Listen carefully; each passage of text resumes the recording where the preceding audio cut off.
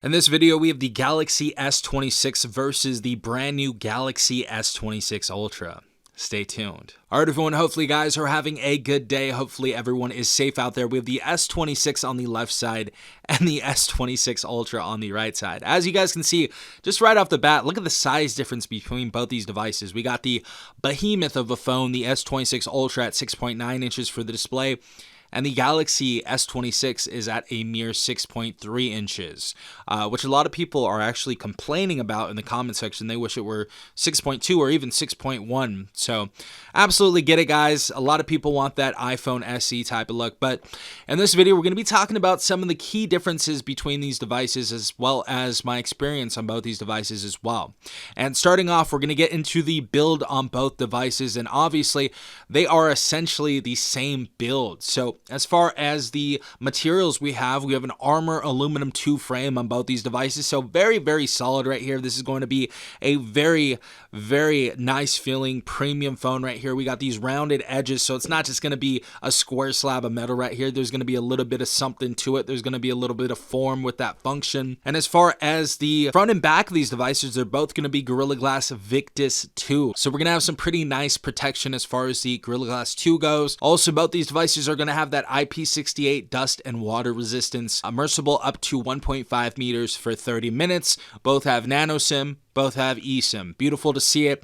As far as how much both these devices weigh, because there is going to be a solid difference between them, the Galaxy S26 right here honestly is like an afterthought. For me, it feels like it's the perfect size phone that anybody, even if you have small hands, you can get around this, go from side to side with it, and it's going to feel solid. It may look a little bit smaller in my hands, but it's really not too small of a phone. But overall, I feel like this is the perfect size phone. Fits in the pocket well. No issues right here. Now, when it gets into the S26 Ultra, this is going to be a 6.9 inch behemoth.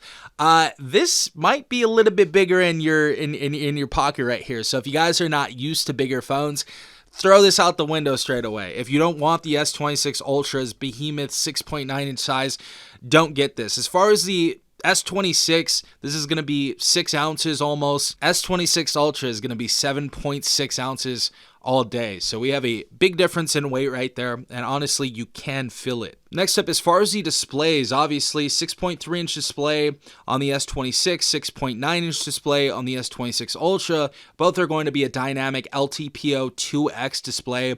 Both are going to have 120 Hz refresh rate, and both are actually going to have a 2600 nits peak brightness on both these devices. So it's going to be very, very bright display right here. So if you guys are using this in direct sunlight, especially all those people getting ready for summer out there, this is going to get you by, and it's going to be a quite capable display in the sunlight. Now, when it comes to the resolution, it's a little bit different. The S26 is going to have a 1080 by 2340 resolution and a 411 ppi.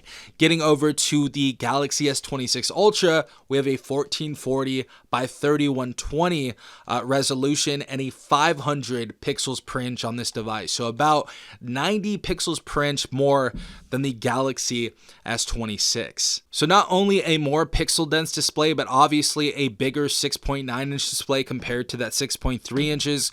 The other big difference that we get on the Galaxy S26 Ultra compared to the S26 is, of course, that brand new technology inside of here. We have our privacy display right here, which is beautiful to see. This is cutting edge technology. It's not been on any phone since, and if we turn our phone to the side, obviously it's going to black out right there. We can do this for certain notifications.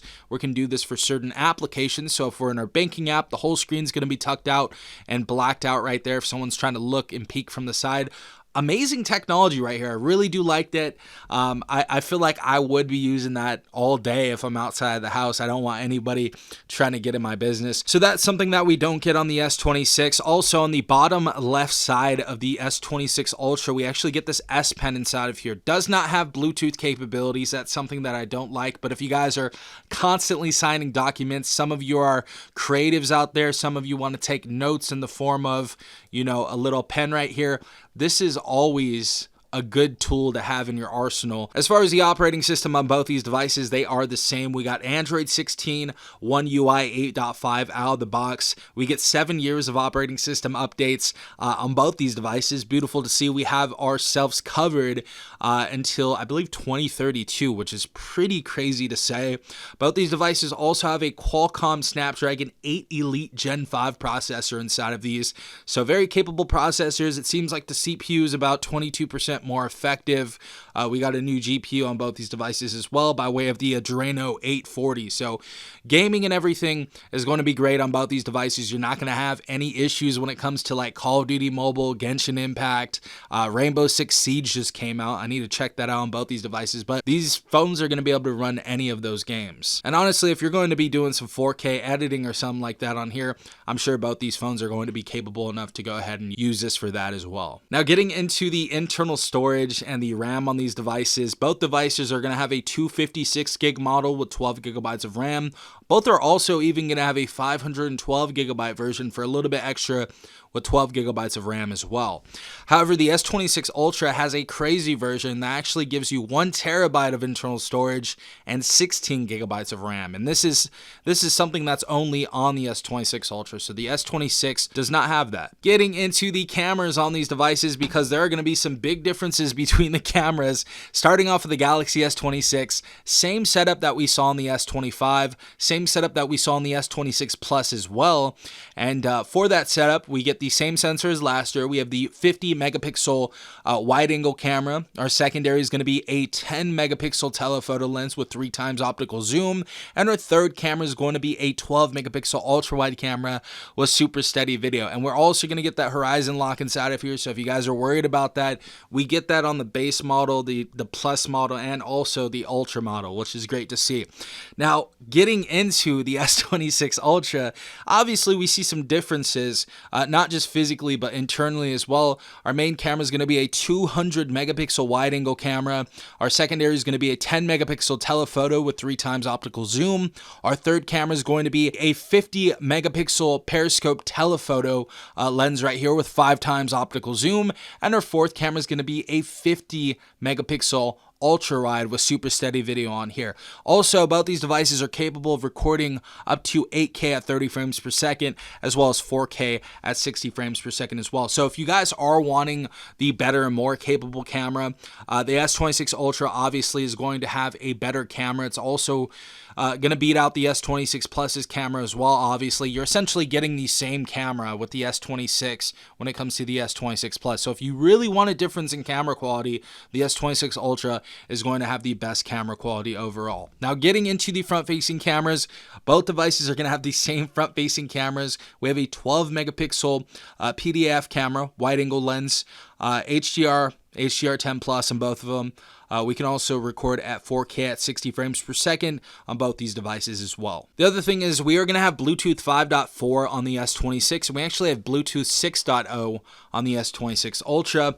And when it comes to our decks, we get wired decks obviously on both these devices, and we also get wireless decks on both these devices as well. So if you guys need that desktop experience, if you're traveling or if you're trying to, do a PowerPoint presentation during a meeting, that is there for you as well. Other difference is the S26 Ultra is going to have ultra wideband support. Now we're getting into the batteries on these devices. For the S26, we have a 4300 milliamp battery, 25 watt wired charge, power delivery 3.0, 55% in 30 minutes. We also get a 15 watt wireless charge with Qi 2, and we get a 4.5 watt reverse wireless charge.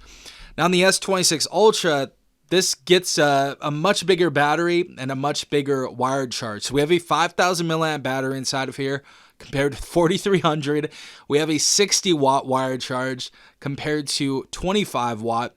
We also have a 25 watt wireless charge compared to 15 watt wireless charge, and we do have that same 4.5 watt reverse wireless charging experience on the S26 Ultra as well. So we get the bigger battery, we get the faster wired and wireless charge on the S26 Ultra naturally. Now, who are these devices for? There's about a $400 difference between both these devices. If you're looking for a nice, solid, premium flagship phone, the S26 is going to be great. If you're looking for something that is overpowered, has a bigger display, has a bigger battery, has the newest technology with that privacy display. You know, you need a stylus in there, get the S26 Ultra. But if you don't need any of that stuff, the S26 is a very capable phone, has the same processor inside of it, has the same build quality, essentially 90% of what the S26 Ultra is, and you can save $400. I would go with the S26 if you really don't need all that other stuff. $1,300 is honestly a lot to drop on a phone, guys. You can buy a used Toyota or a used Honda for that price tag. So yeah, I would say the S26 is probably the better deal. Obviously, if money is not an issue or money is not an option and you guys don't care about the display size or the phone size being so big, the S26 Ultra is going to be the phone for you. If you're a power user, you're going to absolutely love it. Yeah, guys, that was my comparison of the S26 versus the S26 Ultra. Let me know in the comment section down below what you think about both these devices. If you enjoyed this video, drop a like, hit the subscribe button, and hit the notification bell to be notified every time I upload a new video. This has been Safon from TechRight. Peace out, Tech Gang.